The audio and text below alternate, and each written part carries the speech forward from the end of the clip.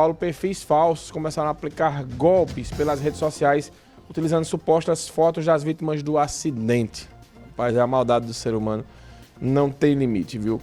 Ana Rebeca Passos está chegando com informações pra gente. Ana, de que forma os criminosos faziam aí para enganar essas pessoas nesse momento de dor? Felipe Menezes, especialista em segurança digital e também professor do curso de Direito da Unassal Caruaru. Bom dia, professor. Bem-vindo à Rádio Cidade. Que tipo de crime é esse, não é, que é o estelionato, e quais são as penalidades? Bom dia. Bom dia, é um prazer falar com vocês. O crime de estelionato ele está prescrito no Código Penal, no artigo 171. É quando o indivíduo, ele, mediante ação fraudulenta, né, ele quer obter vantagens para si ou para os outros, né, enganando as pessoas, basicamente. A pena é de 1 a 5 anos de prisão. Mas se esse crime for cometido contra pessoa vulnerável, idoso, criança, essa pena pode ser aumentada também. O professor, aí no caso do último acidente, né? O professor, e a gente levanta essa pauta por conta, não é, do acidente, do trágico acidente envolvendo um avião em Vinhedo, São Paulo. E as famílias de algumas dessas vítimas desse trágico acidente estão alegando que criminosos criaram perfis falsos na internet, né, nas redes sociais, e estão pedindo Pix para as pessoas. Isso é crime, né? Com certeza. Esse é crime de estelionato, certo? De estelionato na forma digital, certo? Onde a pessoa usa as redes sociais para aplicar.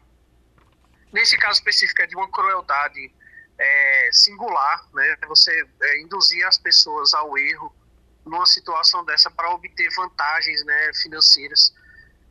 Realmente também pode pegar a mesma penalidade de 1 a 5 anos. Os perfis devem ser derrubados, certo, pelas autoridades policiais. Mas é sempre importante tomar os cuidados, né, quando você recebe esse tipo de ligação. E como identificar isso, professor? Não é um familiar que está ali numa situação de luto, enfrentando, não é, a perda de alguém, e ter ainda que enfrentar esse tipo de golpe? Bom, é interessante a gente tomar algumas medidas, certo? É o que nós chamamos de due diligence, dupla confirmação, certo? Quando alguém tentar falar com você pedindo qualquer tipo de vantagem financeira, ou que você pratique algum ato e que isso tem que ser imediato, você já começa a desconfiar, certo? Primeiro, fique esperto, fique desconfiando daquela situação. Busque ligar para a pessoa para saber se aquela é a pessoa que está pedindo para você alguma vantagem. Veja se aquela pessoa realmente, de fato, corresponde à identificação dita, se ela realmente está precisando. Tudo isso precisa ser confirmado. Nesses casos específicos, pior ainda, porque a pessoa está naquela situação de aflição, né? Então, tudo que é feito de forma soldada costuma dar errado. Então, assim, não façam transferências financeiras, não passem dados sensíveis, evitem comunicação com fatores de intimidade da vida da pessoa. Tudo isso deve ser feito com calma e parcimônia, certo? Mas jamais fazer de forma assoldada sem confirmar externamente, certo? Se for banco, confirmar com o gerente do banco se aquela informação é verídica, entende? Essas medidas ajudam bastante a reduzir a possibilidade de cair num golpe como esse. Professor, para a gente poder encerrar o nosso bate-papo, como produzir provas em relação a esse criminoso, né? Tirar print de tela, salvar conversas, como eu posso proceder? É sempre importantíssimo a gente qualificar, né? Saber quais são os dados daquela pessoa que está se comunicando com você. Então, quando você tem os dados, você pode denunciar, apresentar às autoridades policiais.